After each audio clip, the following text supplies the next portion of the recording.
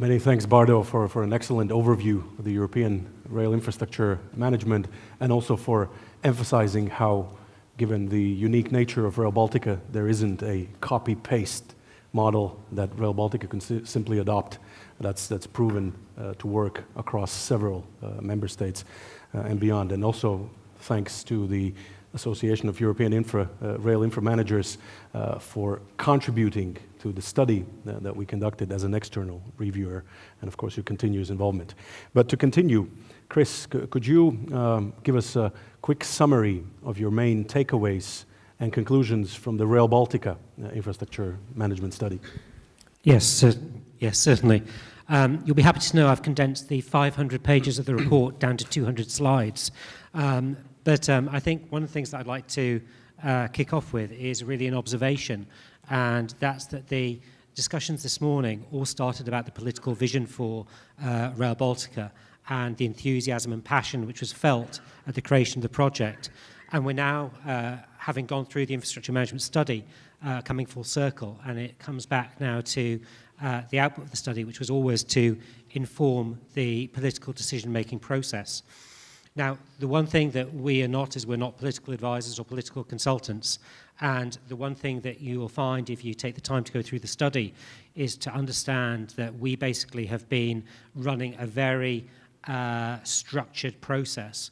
We were lucky in that the scope which came out from the team at Rail Baltica was very, very clear compared to many of the other remits that we get in our different consulting work.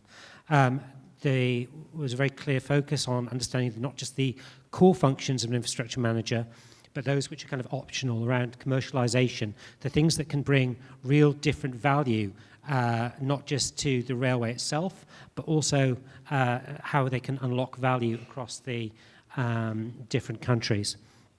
So as was mentioned, we as well did a lot of international benchmarking, and there is no one model, but we learnt an awful lot in terms of not maybe perhaps best practice we could copy, but we understood about what should not be done.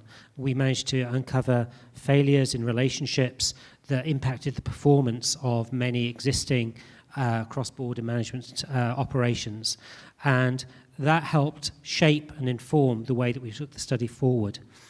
But the one thing we tried to do as well was not to make this an academic study. It's far too easy in consultancy to go very textbook and to revert to mathematical models that no one will understand. And we spent a lot of time consulting with stakeholders. So we went out and we met the future users of the railway and those freight groups who have a real vested interest in success. Because one of the key things that I think gets forgotten about is that while this is, while we talk about the excitement of building the infrastructure, this has to be a railway that delivers for its users. It has to be something that supports and delivers the business case. And that is really our one key takeaway. Those railways which are cross-border that have failed tend to be those where they don't have involvement from the end customer, from their freight users in this case. So despite the fact that we consulted extensively and there was no one consensus on what the end model should look like, we tried to develop a methodology that protected the business case. Now, we considered over 80 options in line with EU law, and these really represented a full spectrum of infrastructure management models, ranging from highly commercialized, very, very lean clients with, as a consequence, a lot of potential commercial risk and potential subsidy risk, down to very, very, very strongly devolved entities into each of the national bodies. And what really came out of that, as always in studies, is never quite as clear-cut as you'd like. So we did a very detailed multi-criteria analysis that looked at basically the potential performance of the network and also looked at the life cycle costs. And in the round, there was a very, very clear message that came out, and option 57 of all the options that we selected was by far the strongest, and that reflected a very strong model of cross-border infrastructure management, and that dovetailed the different pressures which could be seen in terms of cost. So we recognised the synergies which some of the national infrastructure managers would have in terms of cost, but they in no way managed to offset the benefits that would be gained from a cross-border infrastructure manager.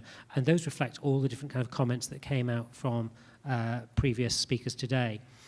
So the end organisation that we kind of looked at covers all of the core functions of an infrastructure manager. So we're looking at an organisation that is capable not just of doing traffic management, but of actually maintaining the railway itself, of actually ensuring that the track access is priced appropriately, doing all the right things to unlock value. And that organisation that we came up with again, a lot of detailed modelling behind it, results in an organisation that is typically, in order of magnitude in headcount terms, around about 10% more efficient than the EU average. And that reflects the fact that what we're looking at here is we're looking at a model that is being built with a new greenfield railway. There is a high amount of digital technology which is going to be deployed, and it gives us the real advantage to create something special. And I think that is, if you have to take away one message from today, this is an opportunity to do something different. These opportunities like this do not come along very often, and trying to move to a different model of infrastructure management is intimidating in some ways, but the potential that it has to create real value for the Baltic states is huge. And so all that comes together in an infrastructure management model that hopefully gives the best chance of success, because it protects the business case, and it does so in a way that hopefully balances the risk and exposure that comes with the creation of any new railway line. Thank you, Chris, and first and foremost, thank you for the perseverance in this difficult work of delivering the study, and I'm very glad that you are now sharing also the conclusions. Let's follow with Gustav. It's been almost 30 years since Sweden decoupled its rail infrastructure management from operations, and thereafter also liberalized the services market. So in your view, have these reforms succeeded in developing a more dynamic railway industry, and has it added additional value to the Swedish economy? Simple answer, yes. Sweden would be the flagship example. Libor Lochman, thank you very much for reminding me. It is the flagship example of liberalization and deregulation of the railway. However, we must remember it was quite accidental when it happened. Looking back 30 years, SJ, the Swedish conglomerate of infrastructure and operations on the railway, was quite full of holes. It was very difficult to keep track of what money was going. Was it going to the infrastructure? Was it going to the operator, freight, passenger? So the main reason for the separation of the infrastructure from the operations was that there was such challenges to keep track of the funding. And of course, following this, the separation in 1988, we got more clarity, obviously, and even that led in itself to a much better investment situation for the infrastructure, because the government knew that the money was actually invested into the infrastructure. It led, of course, to a principled vertical separation, which in turn led to the opportunity to create competition on the railway. And that's where we are right now. And perhaps this accidental start has led us to a principled deregulation situation. But we have actually just been following a path that was started with the actual separation. The path dependency that has actually happened, according to our, we have a government investigator whose name is Gunnar Alexandersson, quite famous in terms of railway Europe. He wrote his doctoral thesis on the subject, the accidental deregulation. So funding clarity, obviously, competition, more funding. We have also doubled the passenger traffic since 1990s in Sweden. I think we're topping in Europe together with the UK, who is also one of the most liberalized markets. Freight has maybe gone up some 30%, but it's still a figure that is moving in the right direction. A lot remains to be done in terms of rail freight. And maybe that's where we are right now. Is this enough? That question would be put now, I guess, at this point in time. Is it enough to have separated infrastructure managers throughout Europe? But I will leave you with that question, I guess, to conclude here. But also, I think just to summarize, perhaps the success case, if you call it that, of Sweden and deregulation is the government and state support. Perhaps it was accidental to start with, but it became very focused, and the government has really supported the development of a competitive market and has not kept its control over the incumbent SJ, but actually put it out to full competition. Thanks. Thank you, Gustav. Just a quick follow-up. How many train operators are in your association? We have some 35 members, but there are 49 licensed undertakings on the system. We have all the major ones as members, so the ones remaining are probably industry-related, smaller licensees, so to speak. But we have everyone who is an important railway undertaking is a member of ours, and we have both the freight, and the passenger operators in-house in our membership. Oh, thanks, Justus. I mean, we all know Netherlands is one of Europe's, and let's not be too modest, also global leaders in mobility and logistics. As the Dutch rail infra manager, what has been the role of ProRail in facilitating high-speed cross-border passenger services, international freight connectivity, but also the development of these state-of-the-art stations that the Netherlands is enjoying? Well, let's be honest.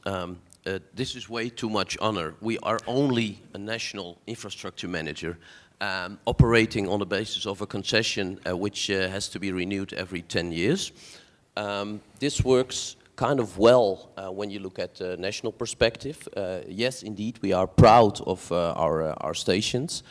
We can be proud on the number of trains running on our network, and even the fact that 92% of those trains is actually on time. So there's something to be proud of, but there's also some room for improvement. If we look at international passenger traffic, for example, there is currently running 3 trains from Amsterdam to London, and they even not running directly, but you have to change trains in Brussels. There are 60 flights each day from Schiphol Airport, where I used to work. The train from Amsterdam to Berlin takes 6 hours and 22 minutes, where in Berlin our German neighbors have some trouble opening a new airport. And when in the Netherlands, where we have trouble actually because the airport is completely locked, so there's no capacity. So there is a lot of room for improvement. The same applies to freight. If you would only look at the punctuality figures, they're not up in the 90s on our network. No, they're up in the 60s.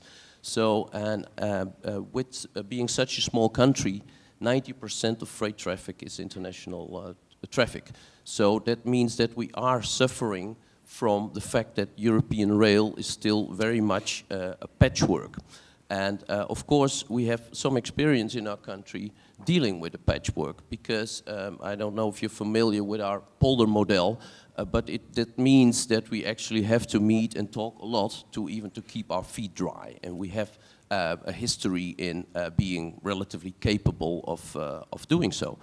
But if we look at the challenges of the current international train traffic, be it passenger and freight, and we would have the opportunity to establish an infrastructure manager, we might maybe not even exist as ProRail, because why would you establish a national infrastructure manager if such an important part of your customers actually come from abroad and want to travel abroad or want to move their goods to another country. So if you look at from that perspective to what Rail Baltica is doing, trying to establish a truly multinational infrastructure manager, I think we will be very keen in the near future to learn and benefit from that experience. Thank you very much. Thank you, Justus. Mr. Merkel, of course, Poland is a critical stakeholder for Rail Baltica, and also for Finland in serving as a gateway between Finland and Poland and the rest of the European Union railway ecosystem. So in your view, and thinking in terms of long-term infrastructure management and operations, what is the most efficient way of promoting the interoperability and connectivity between the Baltic States and Finland on the one hand, and Poland in the continuous connectivity with the rest of Europe? Postaram się. I will try to give answer very shortly to a very complicated question, because the Baltic States and their infrastructure at this moment, which connects Poland with the rest, are creating it from the scratch. It should be also noted that Rail Baltica, while we speak about this section between Poland and Lithuania, we mean Warsaw, but Warsaw is not the end, because right after you cross the border, several dozens of kilometers, there is a possibility to have parallel traffic from Elk to Poznań or Gdańsk. At the same time, Rail Baltica, which on our territory is already on a very advanced stage of construction. It should be noted that at this moment we are finishing the section from Warsaw, Tłuszcz, Sadowna, Czyżew, and lately we have announced the agenda for the section Czyżew-Białystok. We also are on a quite advanced level of documentation for the section Białystok-Elk, and also selecting variants for the section Elk-Trakiszki. There were 12 different projects provided to us. 3 were shortlisted, and it gives you the opportunity to have this just overview of what we do together with Lithuanian Railways.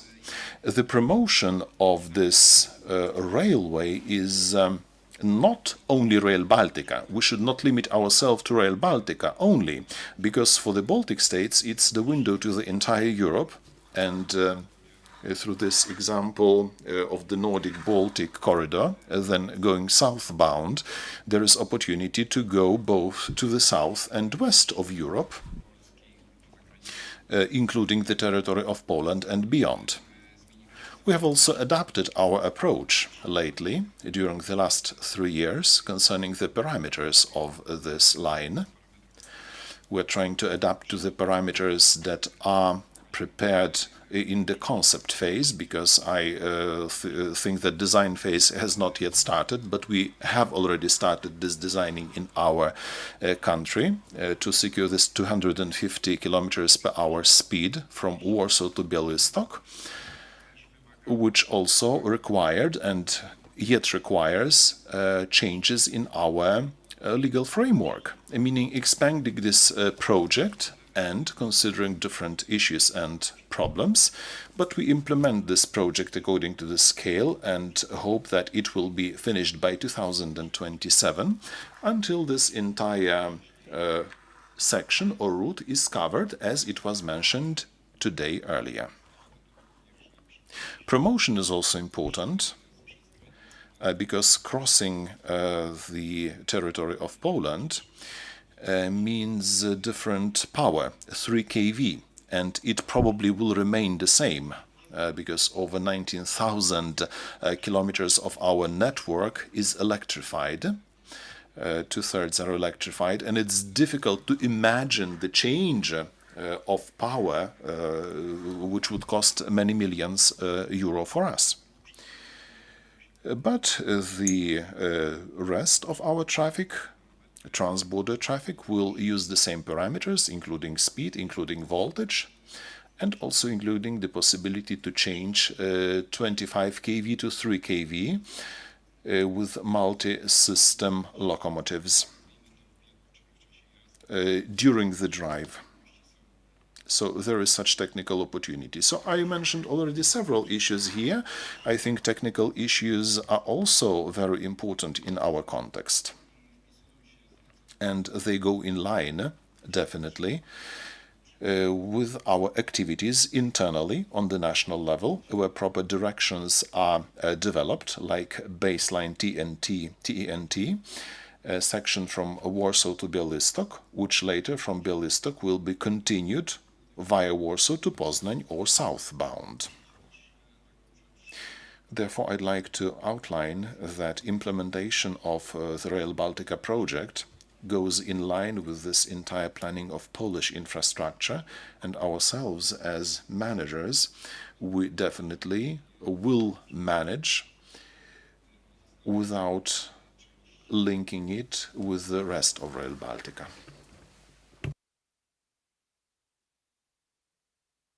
Thank you very much for these very important messages, and indeed, in the community, we are very happy on the recent news coming from Poland on the upgraded parameters. And indeed, of course, Poland is not only a gateway along the North Sea Baltic corridor, but also very much so along the Baltic Adriatic corridor and other directions, given, of course, Poland's location in the European railway map. Continuing further, Edmundas, you represent a community of Baltic and international logistics players that, of course, have also a lengthy experience in the existing Baltic railway industries. So with that in mind, what would be your choice for a infrastructure management model, your recommendation for Rail Baltica? Yes, you're asking me 1 million value question. It very much depends who I am. I am a freight forwarder, just citizen of my country, or user of infrastructure. As a freight forwarder, I would like to have very inefficient infrastructure management, because in this case, we will fill all the gaps as a freight forwarders and will do great business. In reality, with all our experiences, what we have today and what we would like to see in the future, management models are different in every country that we see. Ideas how to develop, they're different again. And with experiences in different areas of the world, in different ways of management, not only between states, but how global companies are managed. Our customers, our competitors in both cases.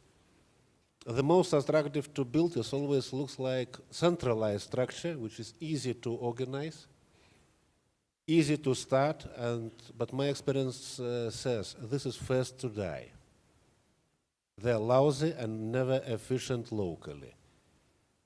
Independent structures, which are very local, they're very flexible, very competitive in local markets, but never can become big. So ideal situation, what I see, that way to go for Rail Baltica as international project, to avoid heavy centralization, which will lead to slow administration and slow adaptation to local needs. We're looking at very similar countries, but every country has extremely different needs in logistics market, very different demands of local customers, and even the different geography of business we are operating. So best model which can appear is really network of independent managements locally who are organized and very by rules and by regulations internationally, and really can present as one stop for the customer in every country, but be very flexible when it comes to local needs. And this balance is something which is necessary because we are in small and very sensitive markets. So future will show which way we will go. Already, as colleagues said, infrastructure which we have today, legalization which we have today, between countries is not harmonized yet. I'm not talking only about railways. I'm talking about procurement regulations, about electrifications of railroads, operational models, etc., etc. So to have something as one single company managing everything, this company will be in conflict with each and every country where this company will operate in our area. If we will have strongly locals, They can just only develop cooperation between each other, and this can lead to nice success. Thank you, Edmundas. I think it also nicely summarizes how this is not a black or white decision. This is lots of shades of gray and the hybrid model, which is also at the heart of the Atkins proposal. Daivis, you represent the RPG sector here, and of course it also has had its fair share of adventure when it comes to cross-border delivery and management of the infrastructure. So tell us about your experiences and lessons learned, especially with regard to the cross-border element, and what, in your view, are the implications for the transportation industry? Good afternoon for everyone. First of all, a few words about me. I represent Lithuanian electricity transmission system operator. I have already more than 18 years experience in this business. I used to work for infrastructure owner, for electricity trader in different positions. Litgrid by itself is a natural monopoly. We transmit electrons. We do not own electrons. It's not our electrons. Like railways transmit, I suppose, goods and deliveries from point A to point B. We transmit electrons produced in power plants to consumers. We are fully unbundled transmission system operator. We own infrastructure. Commercial business is under control by different ministry. Litgrid is controlled by Ministry of Energy. Commercial activities are controlled by Ministry of Finance.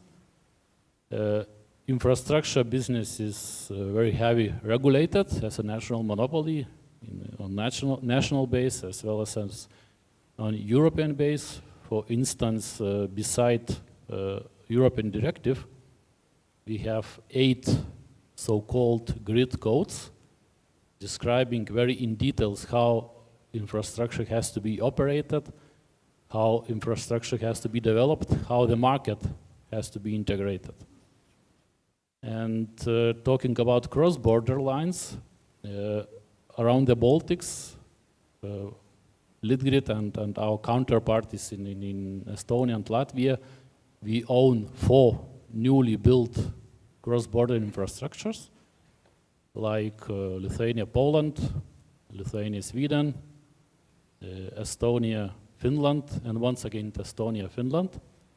All of these cross-border infrastructure are owned and operated on territorial principle. No joint venture for it. It works very well. It was developed also based on territorial principle. For instance, Nordbalt was developed based on cooperation agreement with Swedish TSO. Project governance structure was established. We agreed on sharing procurement, implementation, and everything went well. Litpoliink was developed using joint venture company. Litpoliink, that's the name of company, Spulka, registered in Warsaw. This company was responsible for preparatory phase and construction coordination, but all procurement, all investments, all implementation works were organized separately by transmission system operators in Poland and in Lithuania.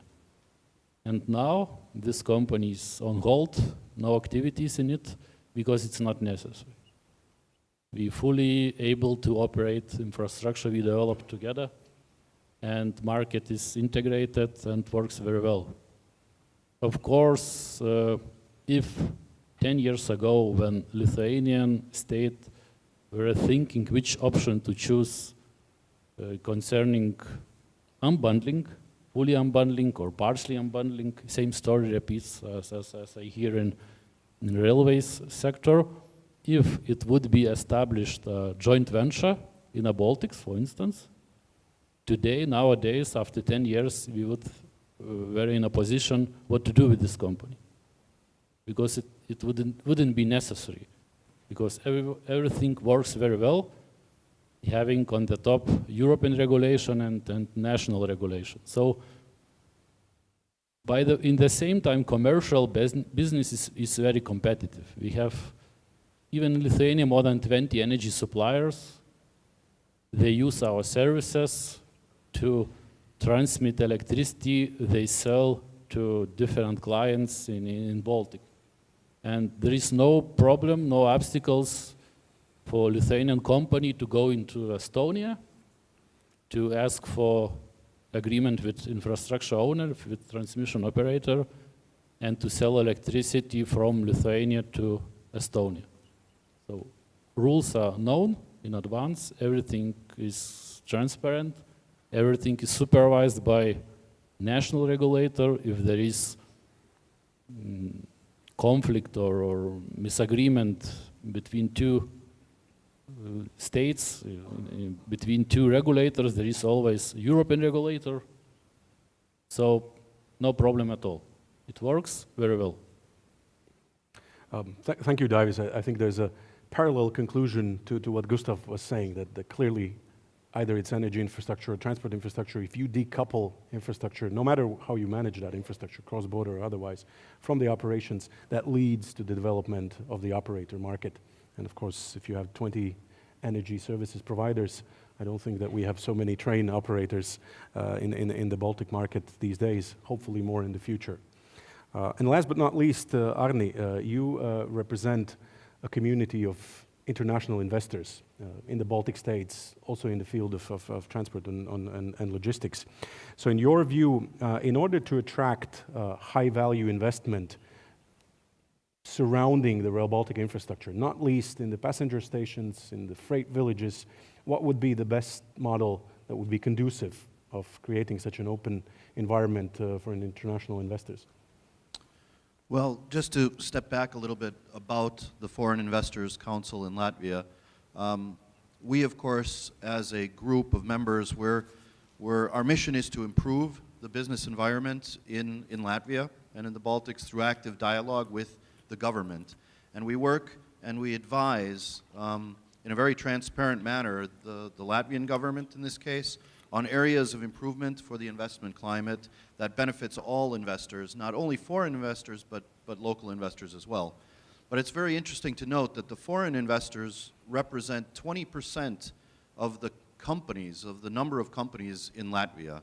But those 20% of companies actually pay 48% of all of the taxes, the corporate taxes. So it's a large group of companies that actually affect business and affect the business climate in Latvia. 27% of all employees in Latvia are represented by foreign investors, and 50% of annual turnover in the business climate is also related to foreign investment.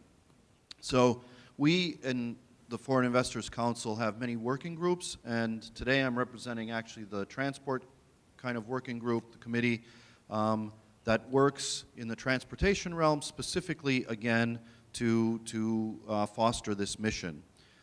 We continually advise the Minister of Transport as well as other transport institutions on how to, number one, first protect and support the existing investors that are already in the Baltic States, which is very important to us to protect our current members, but also to attract and seek new investors, which will be very closely coupled, of course, to this project, the Rail Baltica project.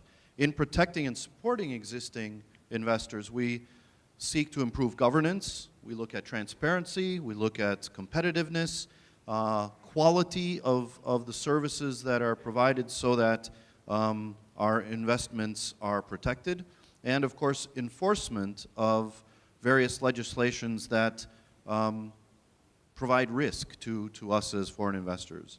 And when we are looking at new investors, we're always looking to seek and attract them by information, by marketing, by telling them about these large capital projects such as Rail Baltica, operational opportunities that this project could have, as well as the digitalization opportunities and technologies. So when turning to the information or the infrastructure model itself, we fully support that it has to deliver those core functions of development, of operations and maintenance, because those are the value chain elements that an infrastructure manager will have to provide, but just as importantly, the commercialization activities have to be supported really to make that business value add happen. The infrastructure management model must, first of all, reduce risks to us as foreign investors, eliminate concerns of anti-competitive and corrupt behaviors that currently exist still in these countries, and to really promote and improve the willingness for investment. So it's very important that the model gets chosen such that all of those three elements get supported. We truly support actually the principal recommendations that have come out of the report that have been produced by Atkins. We feel a single coherent Baltic entity anchored by values of quality and flexibility are what will drive this harmonization that we heard even from the European Infrastructure Management Association as well. Value and performance should drive the model, not a low-cost, short-term type of a look. The long-term focus is really important because these are three relatively small countries, but when looked at together, they become a regional entity that is similar in comparison to many other European countries that may have one model, but in this case, these countries may be too small for a segregated infrastructure type of a model. Therefore, we're definitely supportive more of a centralized entity. Regarding kind of where investments and related to passenger stations and freight terminals as the second part of your question, Kaspar, we see, of course, international investment coming in very strong around mixed use, kind of live, work, visit developments around these stations. We have to focus and our marketing and our seeking other investors to support multimodality with all of the regional systems that interface with Rail Baltica, not just the multimodality of Rail Baltica itself, but its connection to public transit, to regional transit, etc., and focusing on sustainable type of developments in the future. When it comes to freight, we see probably the largest foreign investors coming related to smart logistics, light industrial, kind of second-tier supply chain investments, and we've heard quite a bit of talk about innovation capital coming, wanting to invest in the research and development of what could be truly a kind of a leapfrog type of a project in Europe. We have a clean slate here to make innovation happen, and I think this project is one where those foreign investors could really add to that as well. Thank you, Arne, for very important perspectives. And clearly, I mean, although at this stage of the project we mostly focus on the capex directly tied to the project delivery, but of course the sky is the limit to the amount of investment that can be unlocked in all of these other areas when Rail Baltica infrastructure is operational, including and especially coming from the private sector in innovation, as you emphasized, in supply chain, added value, logistics, and many other areas. And clearly the issue of infrastructure management is critical to determine the ability of the Rail Baltica economic corridor to garner such investment, both local and international. Let's now open this panel to the questions. I think we have some questions coming through the Slido platform. Okay, let's start with the first one. Okay, it can be seen also on the screen. What is the plan to ensure the availability of qualified and trained staff for the management of the future of future Rail Baltica infrastructure? Chris, do you want to take that also as a reflection how it was treated in the study? Yes, I mean.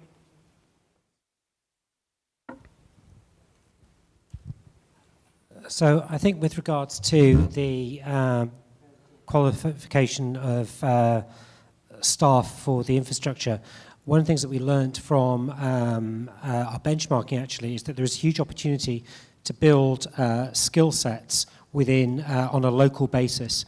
So we kind of foresee that the infrastructure manager would have over 500 kind of maintenance operatives on the ground, a total headcount of just under 900. Now, one of the things that you can do is you can look at how other countries have actually started training schools, they've started building local competencies, and actually, you know, the learning that you will get as a consequence of building one of the first fully ETCS level 2 electrified high-speed lines in Europe is that actually it gives you a great export potential. So, you know, use this time and use the opportunity to invest in the education of your young people, use this time to invest in how you are going to take Rail Baltica and use it as a platform to export your skills, because you will be in a very, very unusual position. You know, if you achieve the timelines that are put forward here, you will have a really competent local workforce with technical capability that you can sell, and that is a really, really big plus. Thank you. Anyone else wants to comment on this? So, of course, a very, very complex issue, both not only for the future infrastructure management, but clearly also for the delivery phase. Let's take the question on outsourcing. There are some elements of outsourcing, for example, for maintenance that is suggested in the study, but then how heavily overall infrastructure management outcome would use outsourcing and create opportunities for new entrants coming from other industries. Justus, you want to start with that? ProRail has a very extensive experience in this area. Very, very briefly, because we do have an experience with outsourcing. We do outsource actually all our work, both our maintenance and our building activities. And when you concentrate on maintenance, for example, well, what we do see is that currently we have a higher availability of our network for our customers against lower taxpayers' money, and that is had something to do with the fact that we are outsourcing and challenging actually our suppliers to come up with innovative ideas and not prescribing them all from the perspective of the infrastructure manager. So we recently have a quite positive experience with outsourcing. Great. Mr. Mergel, would you want to comment on this?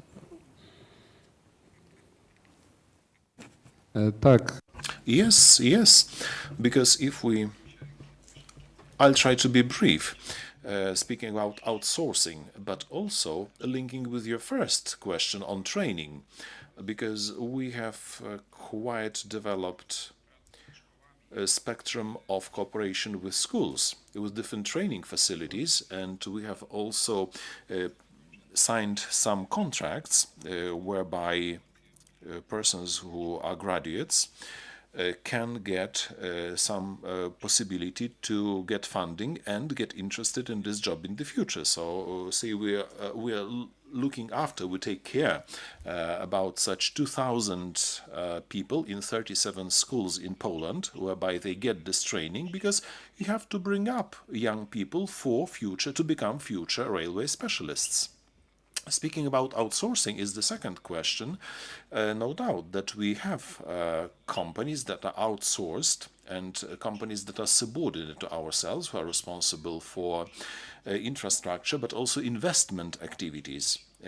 And they specialize in such areas as energy, as supporting functions. And it is worthwhile noting that there are some aspects which are kind of difficult to perform in the outside system, in outsourced system. Therefore, this outsourcing of some services and even systems of the railway and infrastructure would be risky in a way.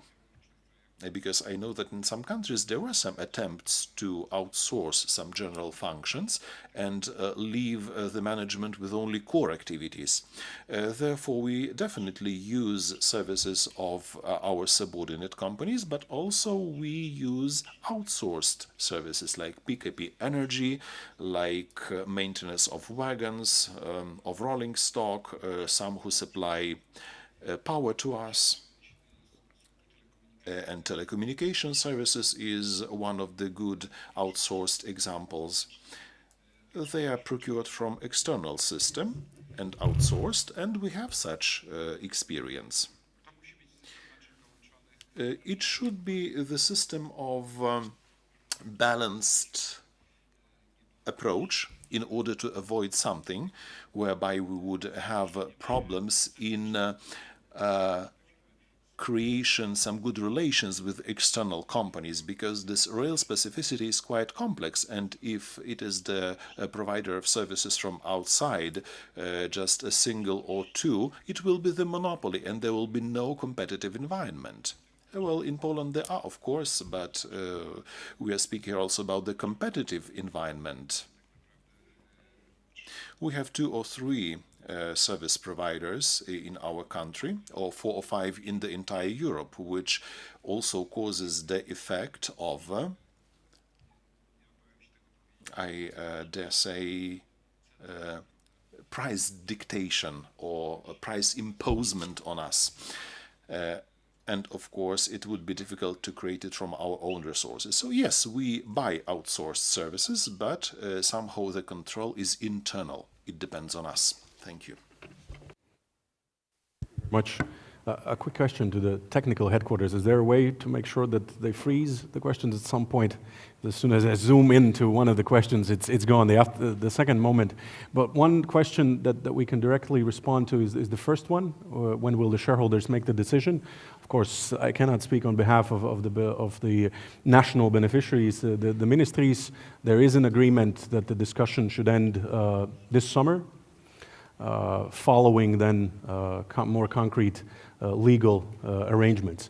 But of course, from the joint ventures perspective and also benchmarking across Europe and globally, it is very important that this determination is done as soon as possible, because it unlocks a totally different approach also to project delivery.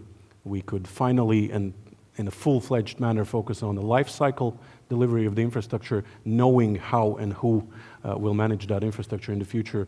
We could also be able to deploy a full range of commercialization efforts and also build more credible long-term relationships with the future users. So from the point of view of the project delivery, we very much support an urgent and as early as possible determination of that model by our shareholders. There was a question on digitalization. I think it's gone now, and predictive maintenance. Is it possible to remove those that we have already covered and then leave? They collect lights, as many lights as Right, I think it had 7. Now it's gone from there. Okay. Let's take then the question on the emissions. What infrastructure policies and targets should governments adopt to promote shifting to rail, climate change, total emissions, not just CO2? Anyone wants to respond on that? Chris? Yeah, Edmundus?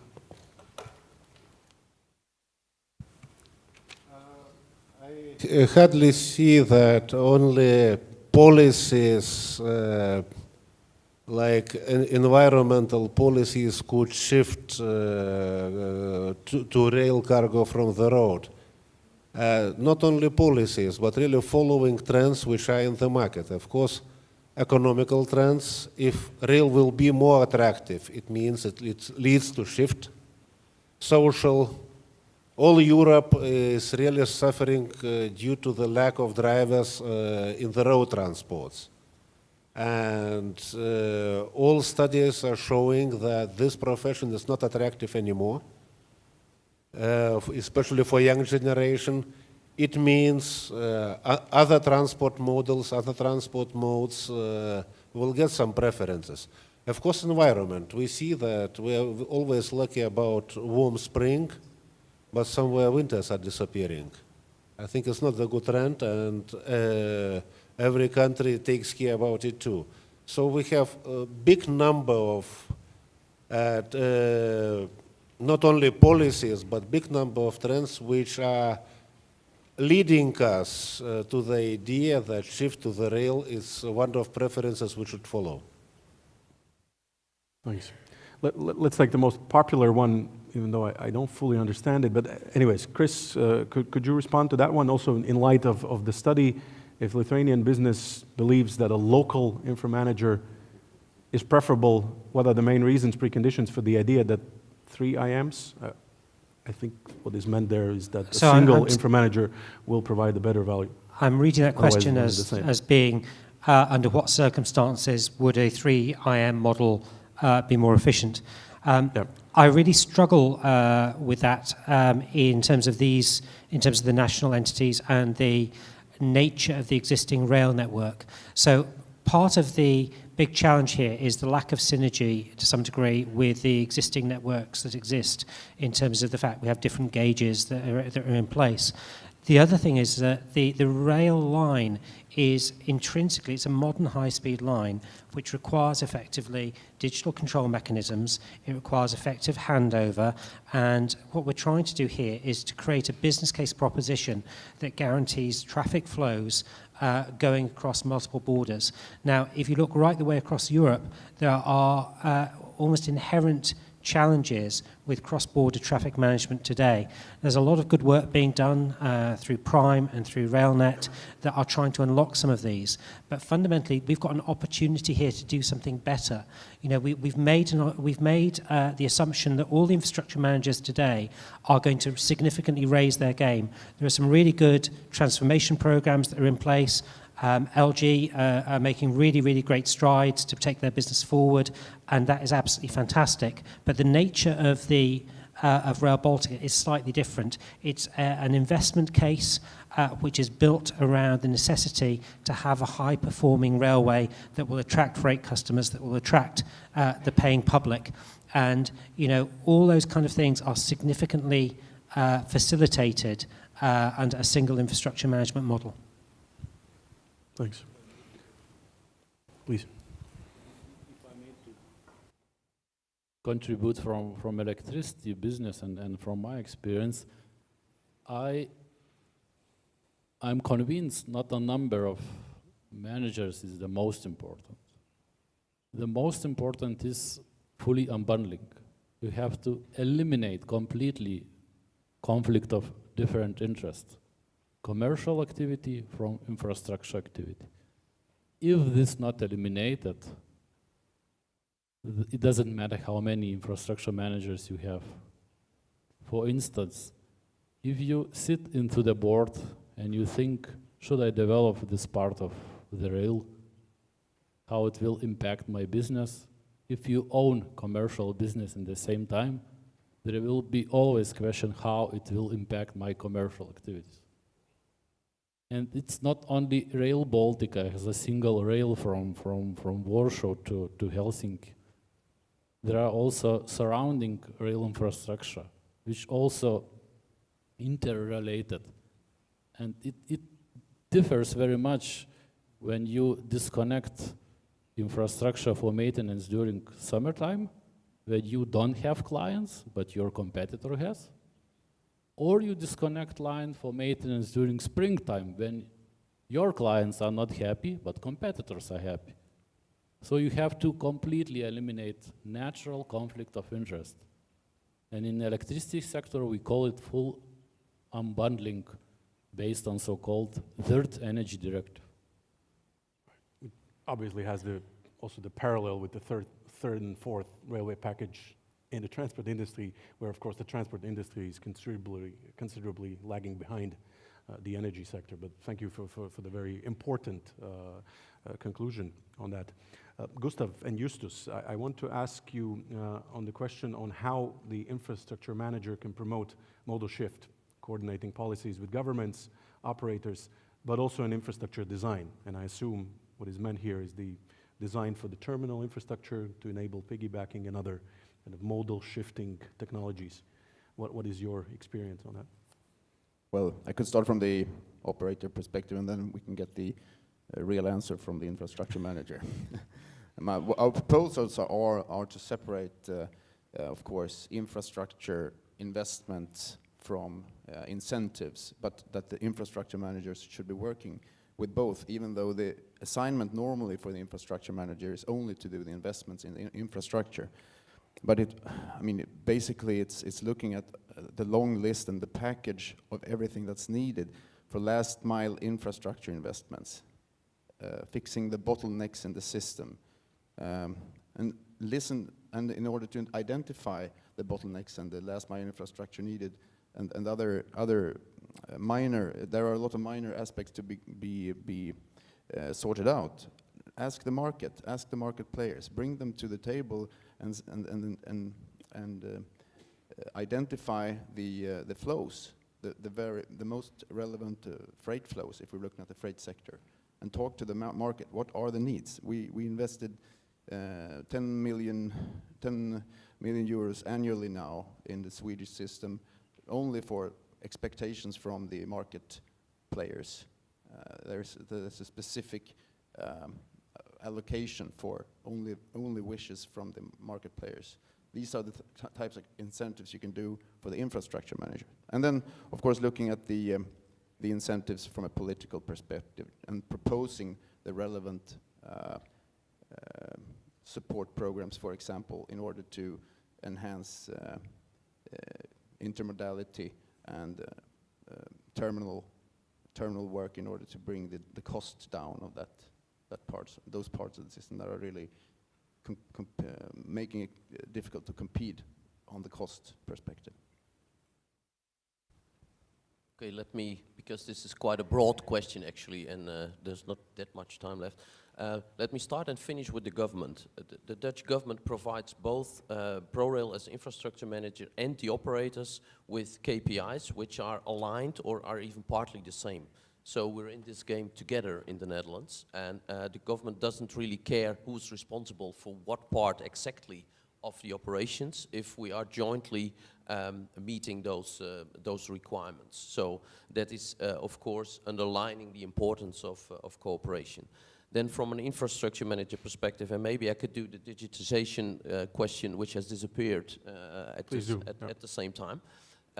Because, of course, digitization is key, because if you look at our network, and we have so many trains running, both day and also at night, that we don't have that much time for maintenance. So we have to do it in a much smarter way, because otherwise we won't be able to meet the demand, which is supposed to increase in the next 15 years with like 40% in the Netherlands. So we have to be, in that way, we have to be smarter. When it comes to the rail, we also have to be a little bit more stupid. Sounds maybe a bit strange to say that, but we want to make sure that actually the trains are able to talk to each other about their exact location, and we have to facilitate it. But if we do that, and of course ERTMS deployment is key to be able to do so, then we will be able to run much more trains on the same network. And yes, every now and then, and that's the reason why I finish with the government as well, we might also need some funding to bring about some extra infrastructure, or to put even more investments in place to improve even further on our stations in order to make it a better place for our customers than it already is. Thank you. I will ask one final question to all the panelists. Essentially, what is your recommendation to the three Baltic governments as they are continuing the negotiations? But before that, maybe there's a question here in the audience. Anyone wants to take? Meanwhile, I quote one of the, it's not a question, it's a statement to which I fully subscribe. We can keep building the infrastructure, but if infrastructure management is not improved, we continue enjoying dysfunctional situation, congestion, and poor share of railway versus road, which also echoes very much with some of the keynote presentations that we saw earlier today. So, go ahead, Udo. Shall I go this one? Thank you very much. Udo Sauerbrei is my name. Railistics, we conducted the business plan last year and communicated a lot also with Atkins about the infrastructure management study. I would like to come back to the aspects you mentioned from the forwarding perspective. And as Libor also mentioned, you are the one finally using the line, or your clients, and you will provide the load, let's say, to use the line. And I was a bit wondering, it's a big panel, and you were the only one mentioning this national approach as a beneficial one, and you also said that a central infrastructure management is so big that it would die first. actually, the 870 kilometers is a very small infrastructure. It's extremely small, actually, in European perspective, and it is. You always have to also to consider what is the centralized element, or what would be the centralized elements of it.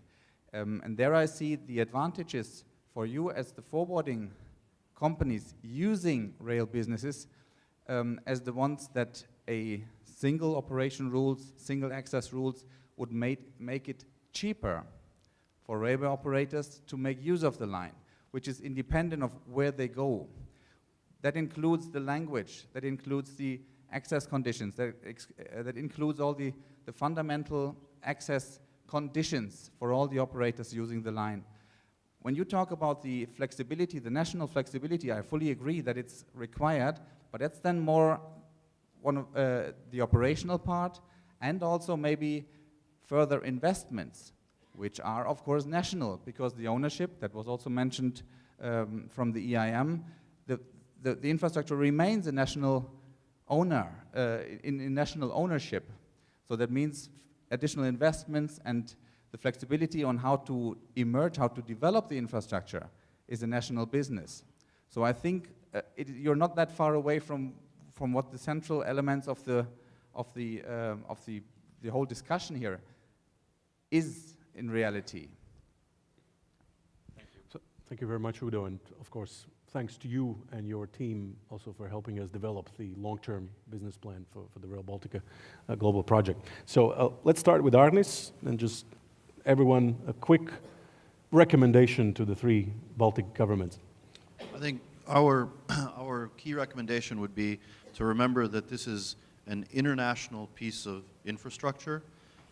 It's an international piece of infrastructure that will be heavily utilized by transit freight through those countries, not necessarily originating from or ending in. And as such, since it is a throughput type of a process, again, a single coherent entity, I think, will facilitate the best approach for international users of that railway to, again, minimize their risks upon using the infrastructure. So we'll still definitely kind of recommend toward that single platform. Thank you. Davis? I mean, to continue to develop Rail Baltica project as quick as possible. I mean, as a citizen, I really need it. And to harmonize regulation on regional level, especially for infrastructure owners. Commercial business, they may act on competitive basis, but infrastructure business has to be harmonized and regulated. Edmundus? Somehow I appeared in center of discussions like real nationalist, so sorry for that. It was not my aim. I am really for very well harmonized infrastructure management. At the same time, I have worries anyway, because we can have very well harmonized railway infrastructure and just very national port authorities in neighborhood, which are part of the same supply chain. So my best wish to our governments one day to agree and find best model, and just repeating sentence of which is more than 200 years old from one of logistics fathers: everyone should act local but think global. Thank you. Mr. Merkel? I would like to return to what I said before. Rail Baltica is not a separate grid, a separate railway line. It is connected with a number of railway lines in Poland, but also in the Baltic States. So I can't imagine that there will be a separate infrastructure manager that is not associated with other infrastructure manager. So I believe that management by individual countries would be more beneficial. We must remember one thing, that we have uniform rules. We have rules for traffic, for providing railway lines, technical requirements, which we must need regarding interoperability. These all are the same for everyone. We need to RTMS, so yes, we should have a uniform method for managing, but I believe that this should be divided into areas. But this is obvious from Poland's decision, but it's up to the countries to make their own decisions. Justus? I can only recommend to seize this, for you to seize this unique opportunity, and we will be very keen to learn from your experience in the near future. Thanks. Gustav? Yeah, I would tend to agree with Justus here. Where we are right now in Europe, if you're looking at, for example, the revision of the rail freight corridors regulation, there are all kinds of issues to be tossed up, but challenges are such as dedicated. How do you find the dedicated capacity? Who should be providing that, and how much from the different states? Coordination of works and the big works on the railway, that has to be coordinated. It's easier if it's one entity. Coordination of traffic management, it's obvious that might be easier to combine into one. There are a number of these issues which are struggled with and which was addressed at the Rotterdam Declaration 2016, and we're following it up in this sector statement group, and it's a 10-fold list of issues, and all of those, or most of those issues, would be handled in a better way in a coordinated and unified structure. So it would be our recommendation from the Swedish perspective. Thanks. Thank you, Gustav. Chris? So my one takeaway would actually be that the success of the Rail Baltica line, I think, will be as measured as much by how any new single infrastructure manager manages to work alongside and with the existing infrastructure managers as anything else. You know, this has to be a partnership. That is the kind of thing that will help both the line and the national infrastructure managers work together and really unlock the benefits. So I think that's kind of the kind of development in terms of relationships and maturity that I'd like to see. And I assume that 500-page document that we just published is also your recommendation to the governments. In a nutshell. Thanks.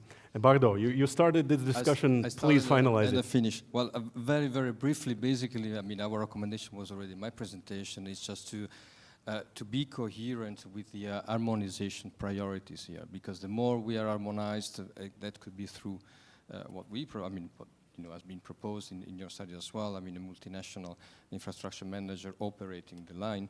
The more efficient, the more harmonized in terms of rules we are, the better and more efficient the future operation will be. So that is really our recommendation. Keep on going this direction. Thank you very much. A warm applause to the panelists. This concludes the discussion.